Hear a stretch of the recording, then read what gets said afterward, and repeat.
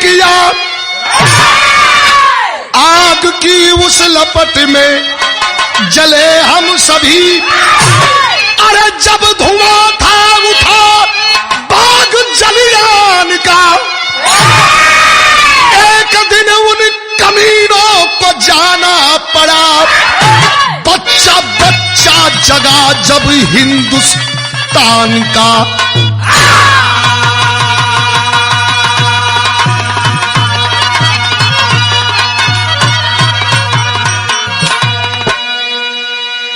एक दिन उन कमीनों को जाना पड़ा।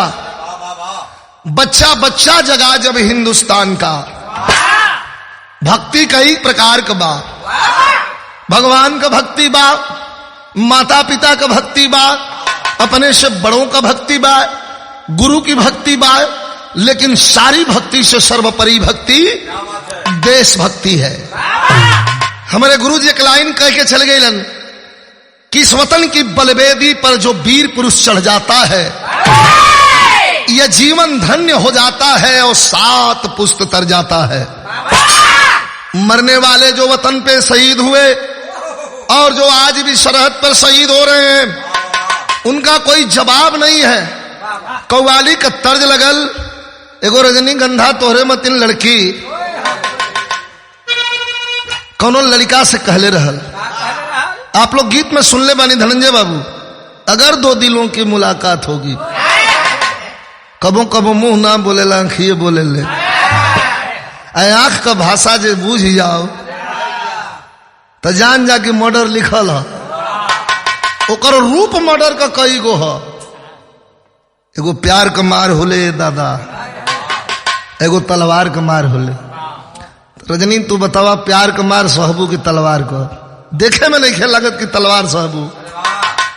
अब हमार पप्पू छोट भाई भाई है बताई कहे कि हो चौखियौले बा। कौन तरज लगल मास्टर?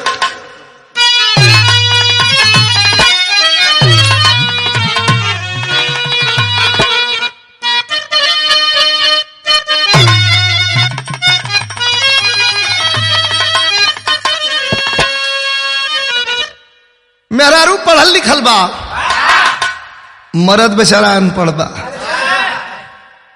वो जब आंख से मटकी मार के बोलावे तो मर्दा सोचे कि एकरी अखिया में कुछ पोरी गइल बा का। लेकिन कैसे जब बुलावत बुलावत थक गइल तो कहत या कि अखिया, अरे अखिया से ले न प्यार के,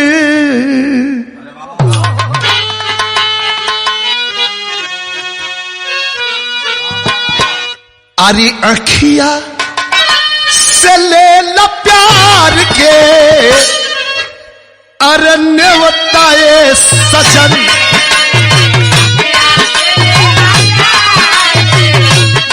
ले ला ले ला,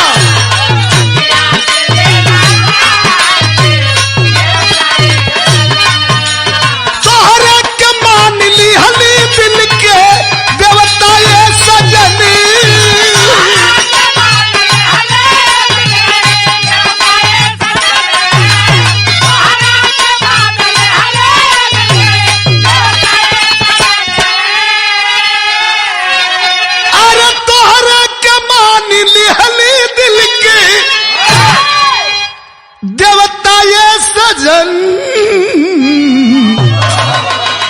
विरह में भाव बा कि क्रांति के क्रांति की आग में हमें, मात्र हमें नहीं पूरा हिंदुस्तान के क्रांति की आग में हमें, अरे जलना पसंद है।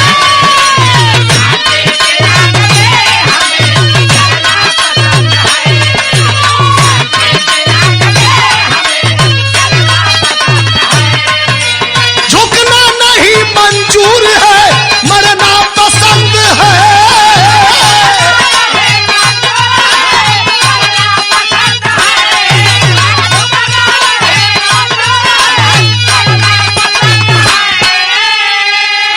अरे झुक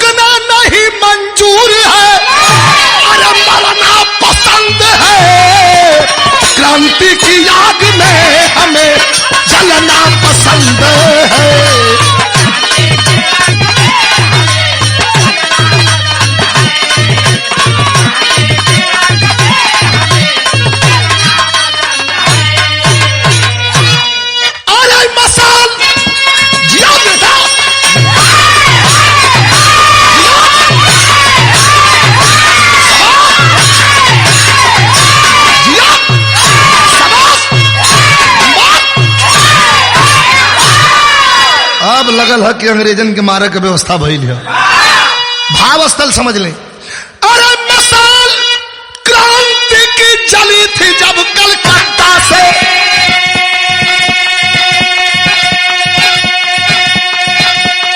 उठी है गूंज इनकलाबी पत्ता पत्ता से, कहीं मद्रास से दिल्ली से मेरे शेर चले,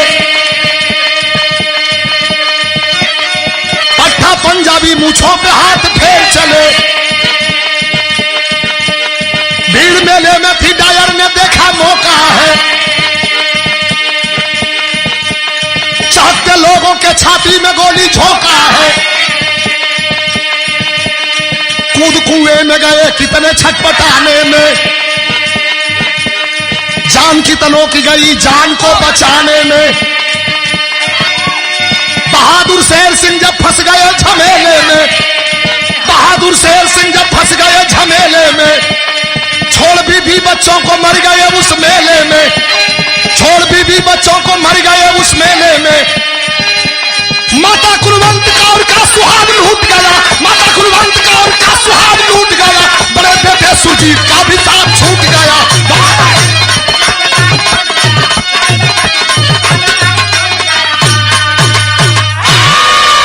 तनी सा ब्रेक बा, काहे कि ब्रेक ना हुई तो रउआ सबके समझे में आसान ना हुई। 1919 का बैसाखी मेला आज भी याद है, वो खूनों से रंगी हुई धरती आज भी हमारे जेहन में बार बार हमें उत्साहित करती है और जवानों को सलूट करने पर मजबूर करती है। किसी के खुफिया एजेंट के कथनानुसार जनरल डायर पहुंचा और जलियांवाले बाग में धंधाधुंध गोली चलवाना शुरू कर दिया, हजारों लोग मारे गए।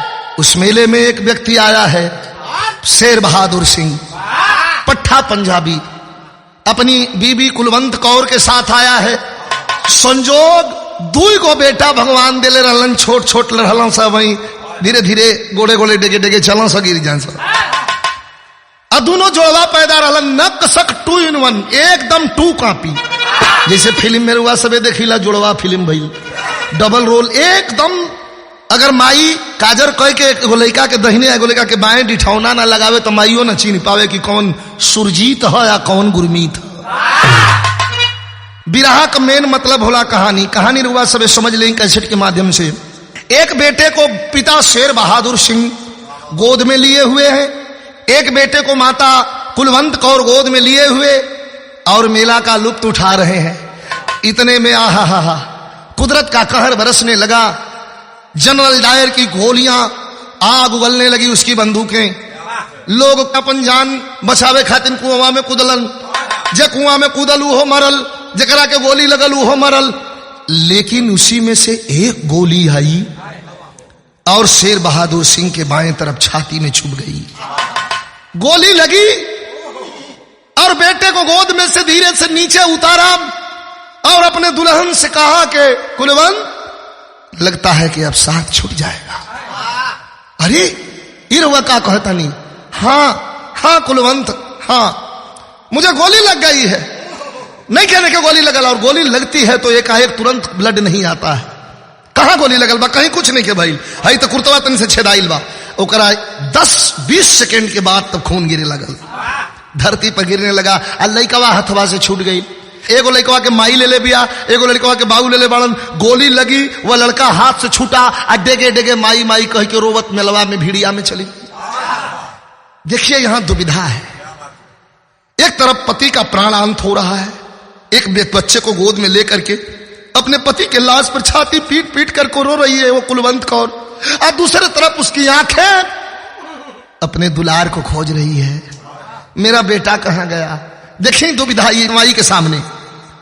हमारे बुल्लू गुरु एगो बात कहा, पुतो नीक भतरो नीक के कर क्रिया खाओ। अच्छा पुतो नीक भतरो नीक के करे कि हम जाई। एक तरफ पति मर रहा है तो यहाँ रहना भी जरूरी है, दूसरे तरफ बेटा लापता हो गया है, उसको खोजना भी जरूरी है। तो पति के पास रहना जरूरी है कि बेटे को खोजना जरूरी है। जरा आप लोग सुनने वाले साथी मनन कर लीजिएगा। लेकिन मुझे लगता है कि ऐसी विषम परिस्थिति में पति के पास ही रहना उसका उचित है। बेटा मेले से बाहर निकलते निकलते निकलते निकलते निकलते निकलते लाते घोड़े भगदड़ मचिए गईल बा, लाते घोड़े निकलल चलल चल जाते गो बिरहा में तर्ज लग गईल बा। रजनी ए भाई एगो हई दाग देखत तनी हम, कौन दाग हो? दाग ना हई महादाग हो। ए धनंजय बाबू माने हम तो दूर बाड़ी वहां से बैठ के हंसोताड़ी, उनका से पूछो तनी पर्दा लगा हुई है भैया।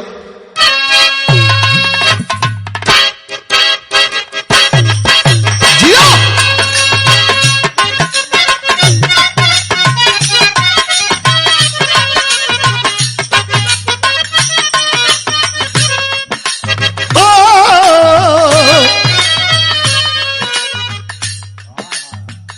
सोनावा कला के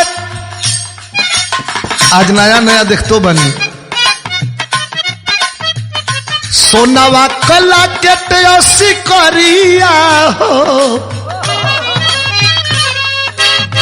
सोनावा केला के तेसी करिया हो, बतावा गोरिया के कर दी हलहा।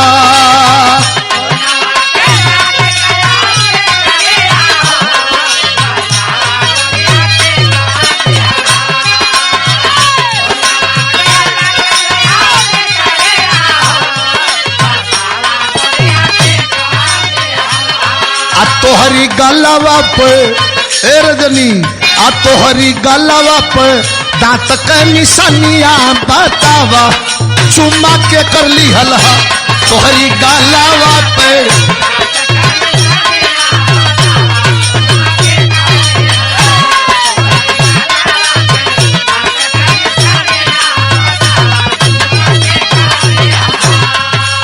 इहे ऐसा एगो बिरहा है जवन वीर रस भी हो करुण रस भी हो। अब बिरहा आगे जात जात सुने वाले भाई जहां खड़ा होके सुनियो, बैठ के सुनियो। ए पप्पू बाबू वहां की जमीन गर्म हो जाएगी। यहां करुण है, वह मार हो रही है। बहिल काया भागिन, बहिल काया भागिन से कसूरवा, भइल काया भागिन से कसूरवा हो, देखे के ऐसन दिन दिहला।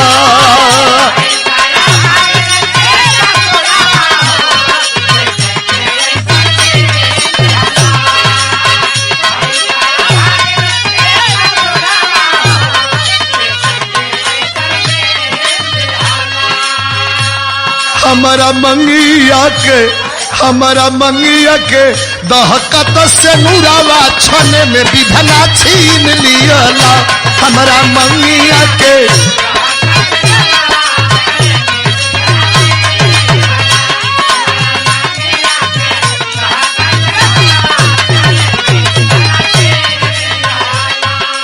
सोच रही है पति की लाश पड़ी है, एक बेटा गायब है, लेकिन क्या सोच रही है? घर से आइल रहली साज के संवर के,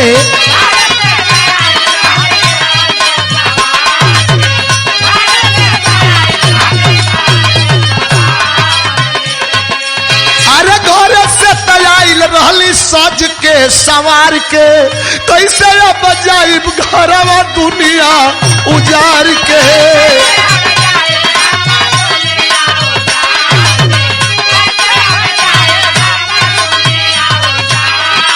लेकिन मरे हुए पति से रो करके कह रही है, हमारे कवि जी बैठे हैं, राम जन्म कवि जी, क्या कह रही है? जवन जवन मंगलन, पत्नी का सबसे बड़ा धन क्या है? जो आदर्श पत्नी है उसका धन क्या है? उसका मांग का सिंदूर, उसका प्यार, उसकी मोहब्बत। लाश से कह रही है, जवन जवन मंगलन दुलरवा हो, जवन जवन मंगल दुलरवा हो, लइकन के राजा कीन दिहला।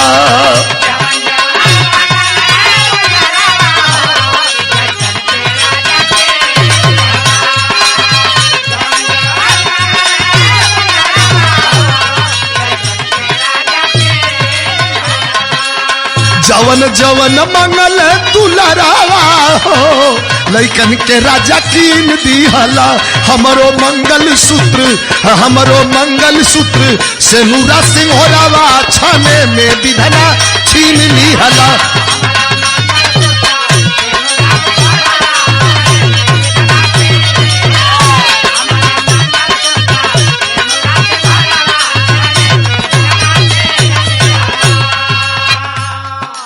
एक ही गो लड़का के लेके घरे गईल, फिल्म चलेगी अजय बाबू ध्यान दीजिएगा। गायकी का माहौल और गायकी का तरीका क्या है, मैं कैसेट नहीं कर रहा हूं, मैं गायकी का तरीका कलाकारों को बता रहा हूं। इसमें जो हमसे कम उम्र के, हमसे छोटे हैं, हमारे शिष्य हैं, यह तरीका है, प्रेजेंटेशन प्रस्तुति क्या है। लाश उठवाती है, लेके घर आती है, अंतिम संस्कार करती है, गोद में बच्चा एक ही है, एक बच्चा खो गया है, एक ही बच्चे को पालने लगी। देखिए हिम्मत मर्द मदते खुदा, और मां का विश्वास धरती और आकाश पाताल पहाड़ से भी तीव्र है। रजरजनी बहुत धुन के तू वहीं ठेलू जान मारे ललका लहंगवाए गोरी,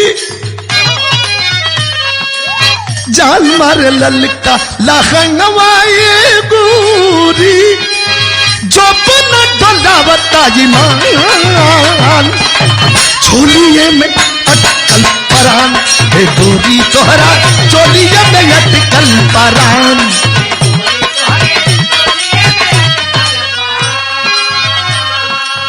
भाव मंगिया धोआ के, कभी कभी तो ऐसा लगता है कभी जी कि कभी लोगों की कलम और हाथ को चूम लें, बहुत अच्छा लिखते हैं। मंगिया धोआ के एगो हीरवा गवा के, मंगिया धोआ के एगो हीरवा गवा के, होई गईली मुर्दा समान, सीनावा में लेके तूफान, जियेली माई सीनावा में लेके तूफान।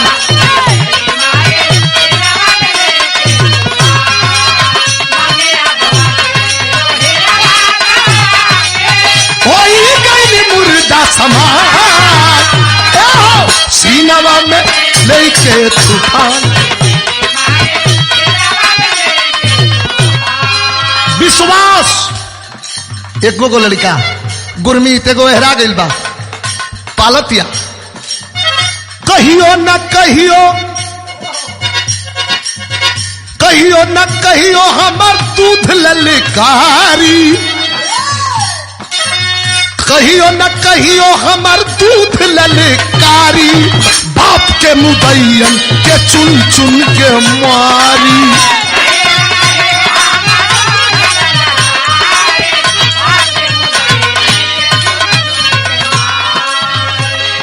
इंटर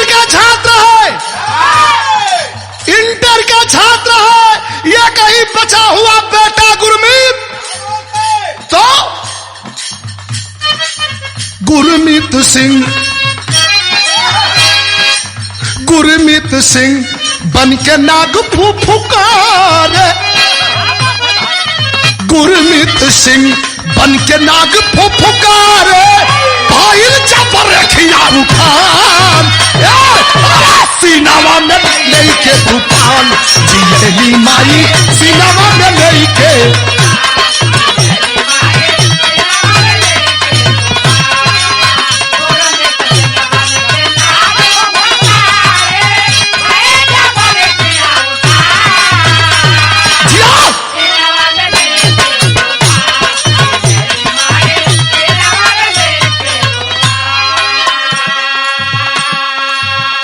इंटर का छात्र है, सबसे बड़ी शक्ति हिंदुस्तान में कौन शक्ति है?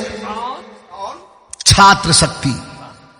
स्कूल जरूर जा रहा है, पढ़ाई जरूर कर रहा है, लेकिन गुरमीत सिंह अपने साथियों से रोजाना यही कह रहा है कि मैं जीना नहीं चाहता, मर जाना चाहता हूं।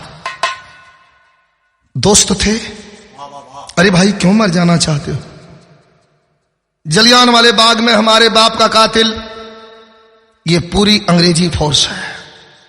2500 लोगों के छाती में गोली उतारी गई, मेरे बाप भी मारे गए, मेरा एक भाई भी मारा गया कि गुम हो गया पता नहीं। जवानों ने पूछा चाहते क्या हो, यहां फिर उस्ताद वाली तर्ज लग गई। ये तर्ज के का कहीं हम यूं नहीं बदे बनले रह।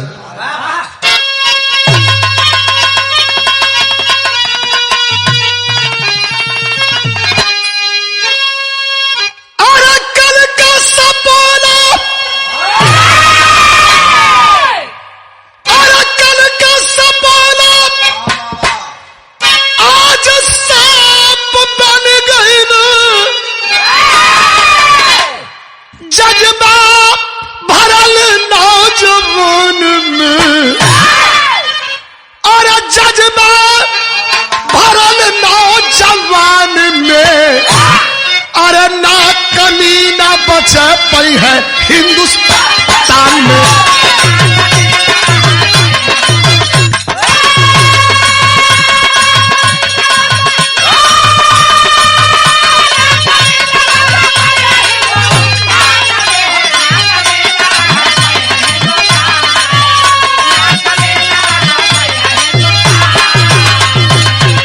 छात्र पूछते हैं क्या बात है मित्र, तो कहत हो कि बाबू के मुअल का भाई के रन का फारला करेगा हमारे भाई का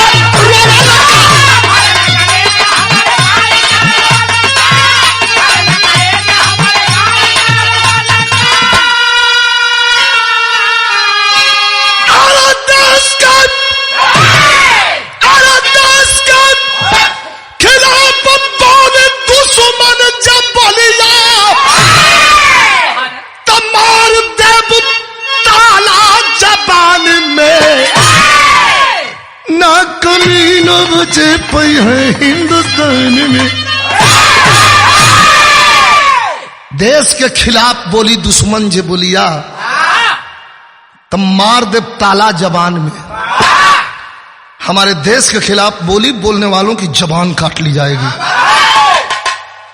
तो वही जिंदगी जिसका कोई हो मकसद, यह कोटेशन है। वही जिंदगी जिसका कोई हो मकसद, कभी जी आपके लिए यह बात बड़ी सूट करती है। वही जिंदगी जिसका कोई हो मकसद, केवल सोचने से कुछ करना सही है। अरे जीना है जियो तुम जिंदा दिली से, घुट घुट के जीने से मरना सही है। उल्फत की आंधी अब ना रुकेगी, क्रांति की जलती समाना बुझेगी। मां तेरे आंसू की कीमत बड़ी है, तेरी बात में तो नसीहत खड़ी है।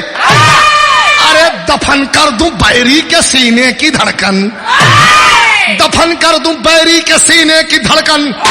अब उल्टी गिनती शुरू कर दे दुश्मन, नहीं बच सकेगा अब कोई लुटेरा। दलबल से जाकर के थाने को घेरा। छात्र साथियों ने आक्रामक तेवर अपनाते हुए गुरमीत सिंह से कहा कि तुम चलो, हम तुम्हारे साथ हैं। साथ हो? हाँ। 10 नौजवान तैयार हुए, एक गुरमीत 11 की टीम बनाया। रात में चलो, ब्रिटिश गवर्नमेंट की नींव हिलाने के लिए हम 11 जवान काफी है। रात का समय हो, चललन तो बिरहा में तर्ज बड़ी बेजोड़ लगल, तनी बढ़ाला।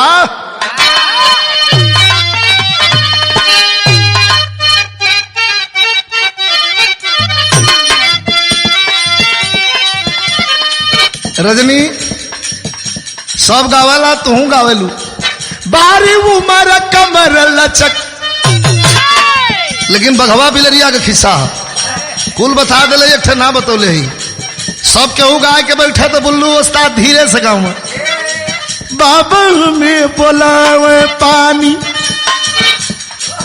बाबा में बोलावे पानी के बुनोर सजनो कैसे बिरहा का भाव कितना बढ़िया होता, नहीं चढ़ा के बीरेश लगल मास्टर। अरे झनका झना न झना न झना, झनका झना न झना न झना भादो कैया नारी यार सिकरिया सिर पर बांधे के सरिया ना।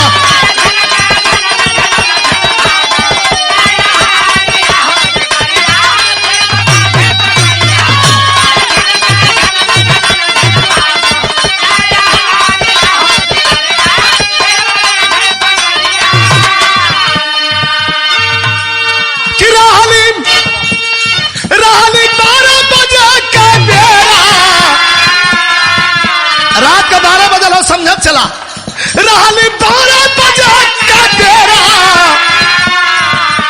रहल 6 घंटा दूर सवेरा, जिए सदा बहादुर दम से, छत से कूदे हम पागी घम से, छत से कूदे हम पागी घम से, बम से 22 को रन के मरल, बम से 22 को रन के मरल, तेही धारी यार सिकरिया सिर पर बांधे के सरिया।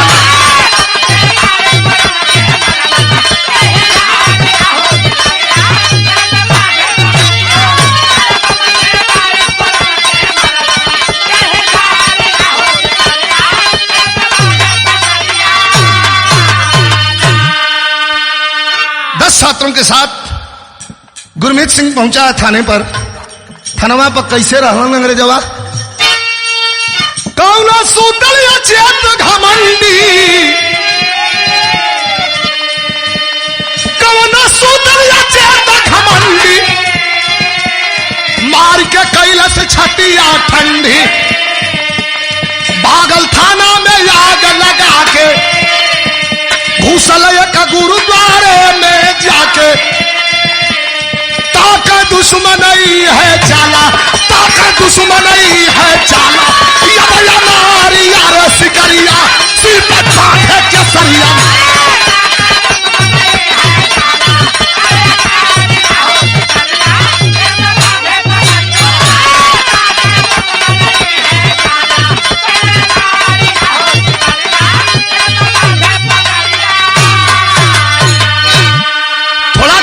यहां मोड़ है, पीस्ट हो, अंग्रेज खदेड़ लिए, 22 अंग्रेजों को आज मारा है बागियों ने, जिसका सरदार है कौन, गुरमीत सिंह।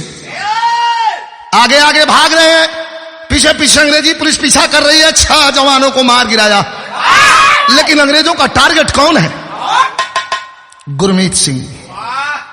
गुरमीत सिंह को खदेड़ते खदेड़ते खदेड़ते खदेड़ते जब आगे पहुंचे तो आवाज दी अंग्रेज की, ठहर जाओ, रुक जाओ, रुक जाओ वरना गोली चलेगी और तुम्हारे बदन को छलनी कर देगी। भागत भागत भागत भागत इठे गुरुद्वारा रहल, जैसे हनुमान का मंदिर, मुसलमान भाई लोग का मस्जिद, वैसे सिख समुदाय का गुरुद्वारा। गुरुद्वारा का छोटका गेट खोल के में हल गल और गेट बंद के दरअसल अंग्रेज आके गेट पछिला रहन, खोल दो गुरुद्वारे का गेट, बनना गुरुद्वारा उड़वा दिया जाएगा। गुरुद्वारा का मालिक रहलन त्यागी बाबा, फूल में पानी देते रहलन, देखलन कोनो लड़का गेटवा खोल के भागल आवत हो, 60 65 70 साल की उम्र है त्यागी बाबा का। कहलन अरे लड़के कौन हो भाई, कौन बाहर आवाज दे रहा है, कौन हो तुम, और करीब आया, अरे कौन हो, कहां से आ रहे हो, क्या बताया, यहां देखिए कैसे बताया।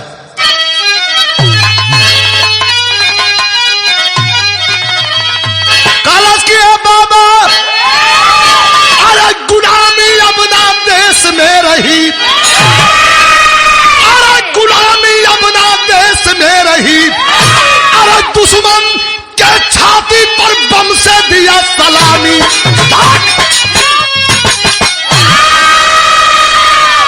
अरे लड़के और नजदीक आओ, आ मेरे पास, और करीब आया। त्यागी बाबा अचंभित हो उठे, अरे मेरी आंखें धोखा खा रही है कि सच है, मैं सुबह सुबह तुमको देखा, तुम गहरी नींद में सोए थे, मैं तुझे जगाया कई बार, तुम अपने आप में खोए थे, तुम मेरा बेटा दर्शन हो या कोई और हो तुम, या कोई भ्रम ये अपना है, शकल एक है ड्रेस अलग है, सच है या कोई सपना है।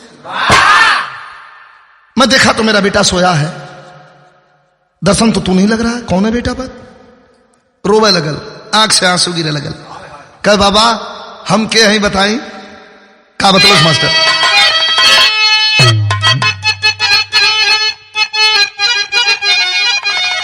तनी सा आओ सटादा यो उस्तादा वाली बात क्या यार देशवा मैं न भारत कयागी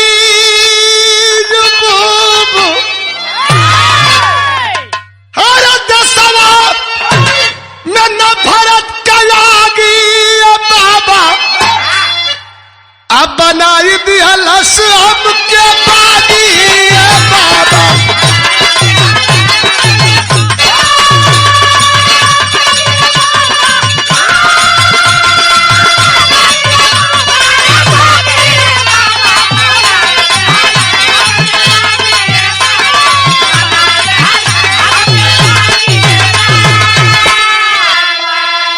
बाबा ए बाबा हमार परिचय ले ला। 22 अंग्रेजन के काहे मरली, तुम कतली हो, खूनी हो, पापी हो, भाग जाओ।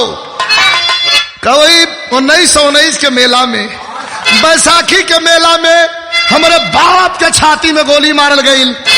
ऐठे हमार भाई रहल, एकदम जोड़वा भाई, हमारी मतिनाक नक्श चेहरा बिल्कुल रहल। वही मेलवा में हेरा गल ना मिलल, तब विधवा मतारी खियावली जियावली कलम के जगहिया बंदूकिया थमावली।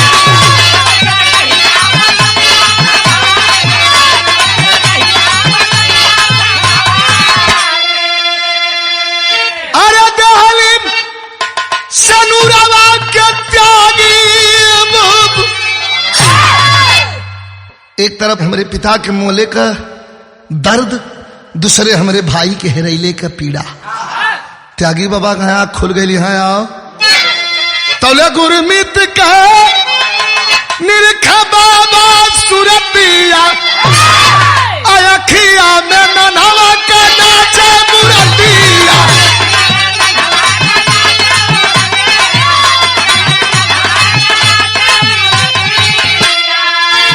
अरे अली सरनिया में भागी बाबा बना जहलस हमके बागी।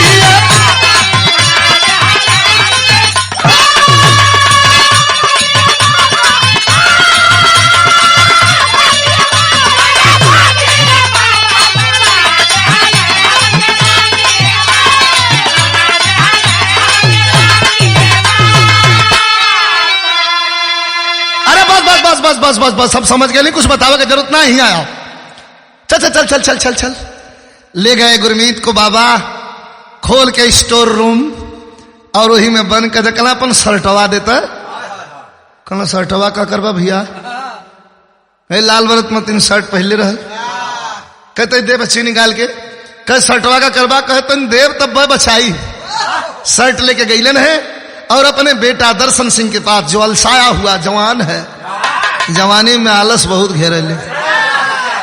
कितना लड़का जो न तुम दोपहरिया में खड़े न हो पाओ। ए भैया रजनी से पूछा जवानी का होले, कबो कबो तो लगला कि बिचवा से फाट के बह जाई, ये जवानी हो। लेकिन भाव बड़ा बेजोड़ लगल हो। कलत बेटा उठ जो, अपने लड़का के उठावत हो त्यागी बाबा, उठ जो रे। कहे बाबा उठावा मत, देखा हम पूजा का प्रसाद रख दिले, गुरुद्वारा धो दिले है, प्रसाद रख दिले है, अगरबत्ती रख दिले है, कुल रख दिले बाबा, तने 2 घंटा सुत ले। अरे लड़के सुत्ता का टाइम नहीं हो, यहाँ तनी सा दिमाग का हमारे खेला हो। कैसे मास्टर, कैसे बाबा उठावत हो,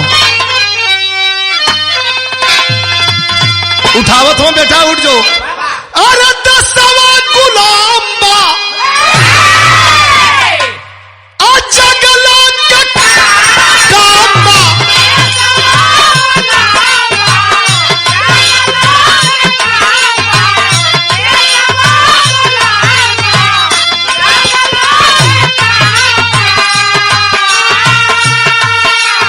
एक लाइन में पॉइंट है, फिर रुक गल। लड़का कहते है बाबा इकुल का गुलामी गुलामी सुनावे लगला, हम पुजारी कहा पुजारी भक्ति सुन।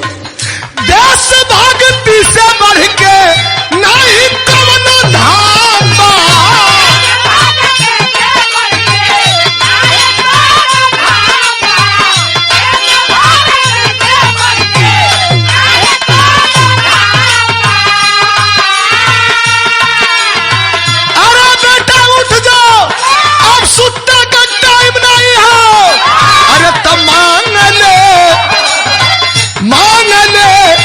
धरतिया बलिदान हो सुगनवा हमरो देशवा पर हो जा कुर्बान हो मांगले धरतिया बलिदान हो सुगनवा हमरो।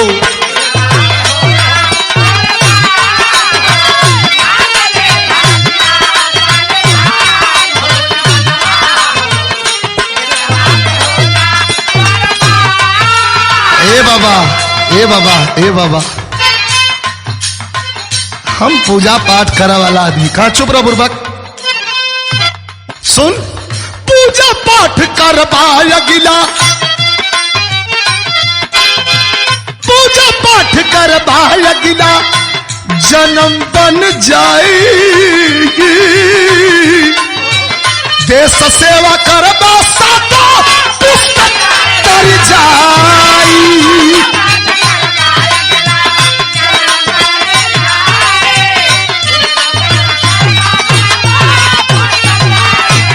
अच्छा सुना रामगोल भाई, महेंद्र हीरा भैया, बलराम बाबू, एक बात बता दें, मुर्दा सरवा कफन खोल के उठ के खड़ा हो जाइए। लड़का उठ के खड़ा बल कहा का करे क्या बाबा, कौने सरवा के काटे क्या बतावा, कहा तब यह काम हो, राइफल फार्म हो, बात दो पैगाम हो।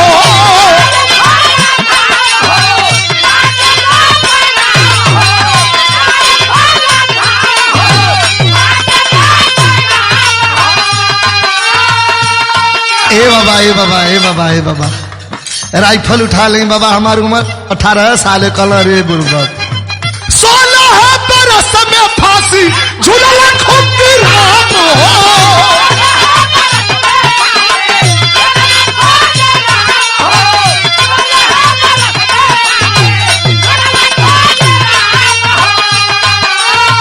कालाश की बाबा या बाबा आज बंद करा, बतावा क्या करा, क्या कहा तब कूद जो,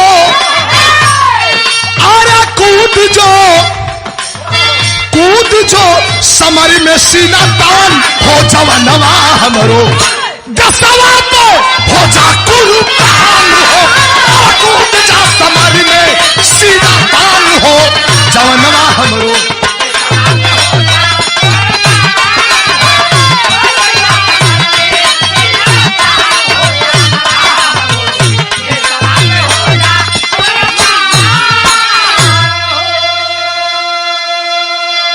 का टाइम हो, बेला हो, वक्त हो, कूद जाओ, कुछ ना पूछलस।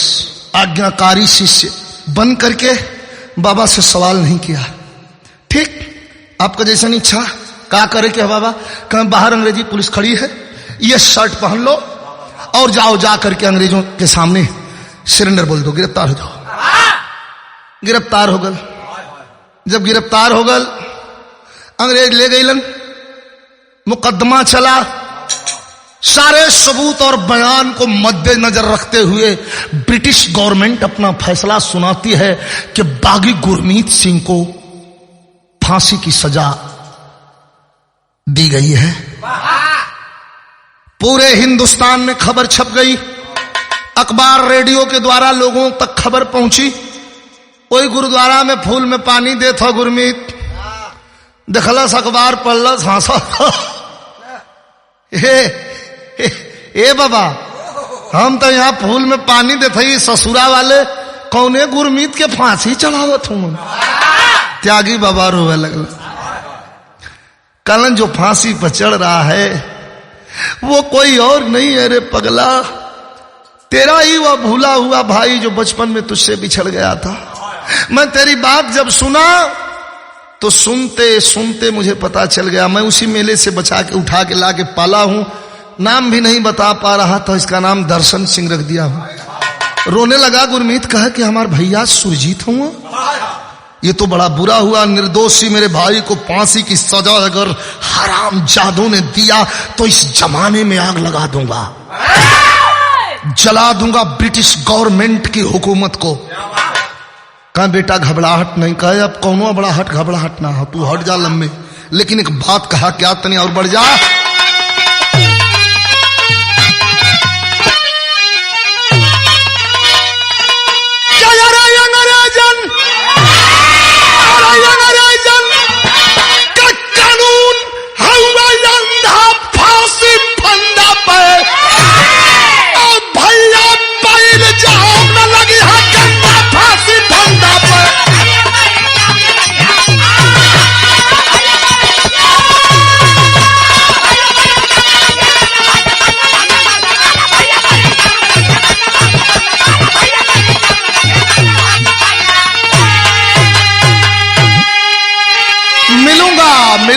मिलूंगा, अपने भाई से मिलूंगा। बेटा पकड़े जाओगे, पकड़े जाऊंगा तो पकड़े जाऊंगा। गुरमीत सिंह दर्शन से मिलने, अरे गुरमीत सिंह दर्शन से मिलने पहुंचल जेहल खाना खबर पाई के माई आईली बरसलोर दयनवा हो। संजोग जेल के फाटक पर खड़ा मिले वाले लोग जब जेल गल हुई केहू अपने सगे संबंधी से, तब वहां एक मोहर लगे ले। हम लोग तो समाजवादी आंदोलन में जेल में भी रह चुके हैं, तो मोहर लगती है और उस मोहर को देखी के अंदर करते हैं लोग। हमारे कुछ मित्र हैं बैठे हुए हैं, हंस रहे हैं, हमारे शिष्य विशाल भी हंस रहे हैं। तुमको ख्याल नहीं होगा, समाजवादी आंदोलन में मैं 5 दिन गाजीपुर जिला जेल में था। 5 दिन के बाद जमानत हमारी हुई थी। जिंदगी का हर लुत्फ उठा चुका हूं, जिस लुत्फ से आप लोग वाकिफ नहीं। वह भी एक जिंदगी, वह भी एक मजा। और जेल तो हमारे खानदान की धरोहर है। हमारा जब मुरलीधर जेल में पैदा होता है तो जेल बहुत बड़ी बात मेरे लिए नहीं है। चोरी हत्या पाप करके जेल नहीं गया, अपने नेता के लिए, गरीबों के हक के लिए, हुकूक के लिए, किसानों के लिए, मजदूरों के लिए एक बार नहीं 50 बार अपने नेता के आदेश पर, मुलायम सिंह और अखिलेश यादव के आदेश पर आजीवन जेल में रहना पड़ेगा तो विजयलाल यादव इससे पीछे नहीं हटता है। जेल का भी आनंद, जवानों को उस समय जेल का आनंद लेने में मजा आता था। मारो सालों को बाद में देखा जाएगा, आज जेलवा में रखिए तो खिएबे करिए। तो माइयो पहुंचल हो, गुरमीतो पहुंचल हुआ, दोनों जने लाइन में खड़ा हुआ। माई देख लेलस कि गुरमीत हमार लइकवा खड़ा, गइल जाके एक चटकना गाली पर मरलस। दिखाई चटकना भोजपुरी, ये भोजपुरी पुलाव, एक पड़ाका एक झापड़ अलग है, एक चटकना। चटकना माइये मार सकेले, एक चटकना मरलस। कलस के करे हम जाते तो के जेले में मिल है और तू जाई खड़ा होकर मुहर लगावत हुए। कह चुप चुप चुप माई, हाँ बताई फंसिया चढ़त हुआ जौन जेलवा में हुआ, माई हमार भैया हुआ जौन भुला गलन बचपन में। तो माँ के दिल से दुआ निकलती है, वो हो कहा कि कैसा झोली है, कैसा झोली है, वाहे गुरु का बंदा फांसी फंदा पे अब न चली जा रहा है इसका काला धंधा फांसी फंदा पे।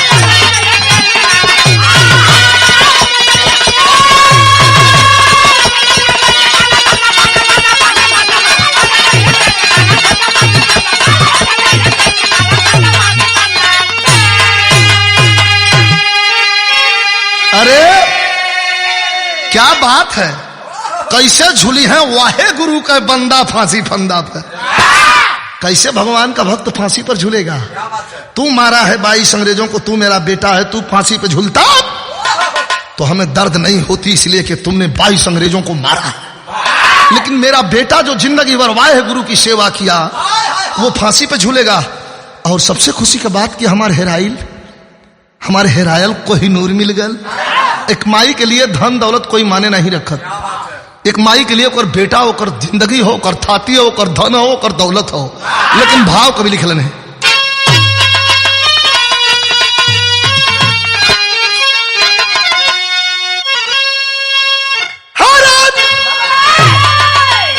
प्राण से भी प्यारी खोवल चीज जब मिले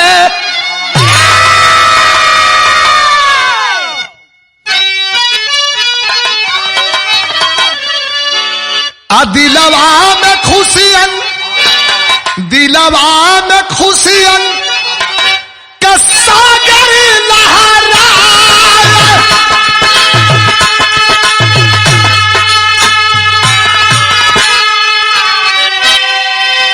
अरे बगली मतारिया कदूनी भाई ने छातिया हीरावा हेरायल मोरा गायल भेटा।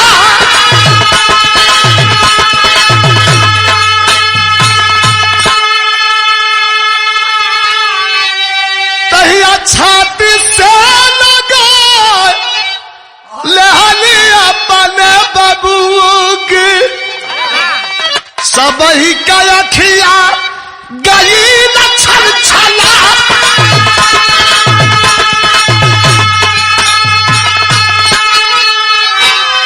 कि यार रोवे गुरमीत कैसा कर्जा हम चुकई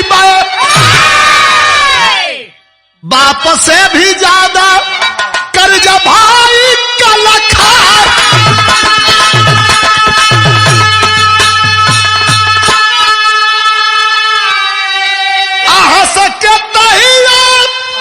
दर्शन सिंह फसिया चढ़ल दिया गुरमीत तब मुकदमा करवा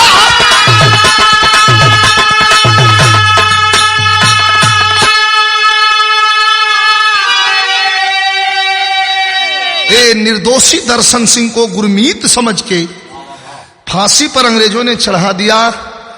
गुरमीत सिंह नरम दल के नेताओं से मिलकर के और मुकदमा दायर करवाया, लेकिन जेकर लाठी वही का भैंस। 5 जजों के देख रेख में फांसी दी गई थी।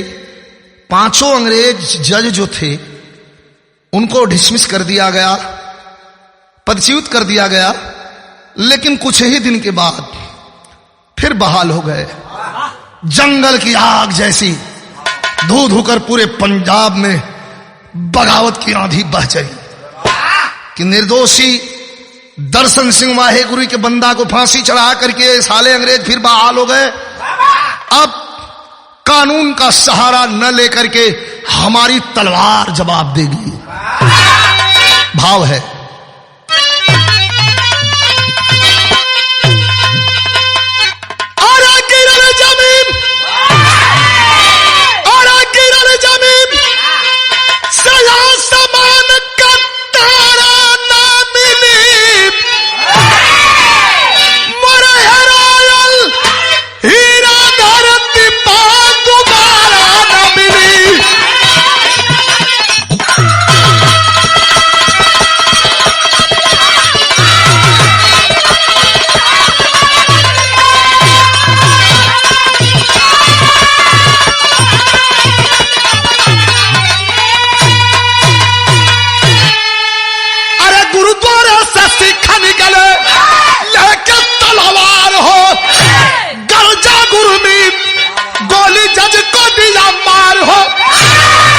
जैसे 22 वैसे 5 जने और गुरमीत सिंह मौके की तलाश करके और 5 जजों को सजाए मौत दिया।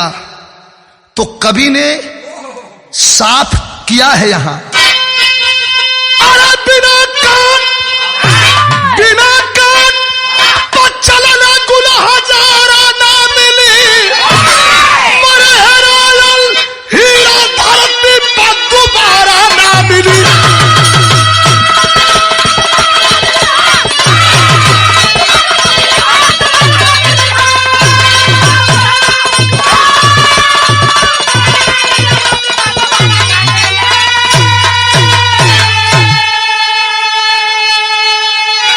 गुरु प्यारे गुरु गणेश गुरु रामलाल की लीला, रामदेव चंद्रिका कभी का जोड़ कोई ना।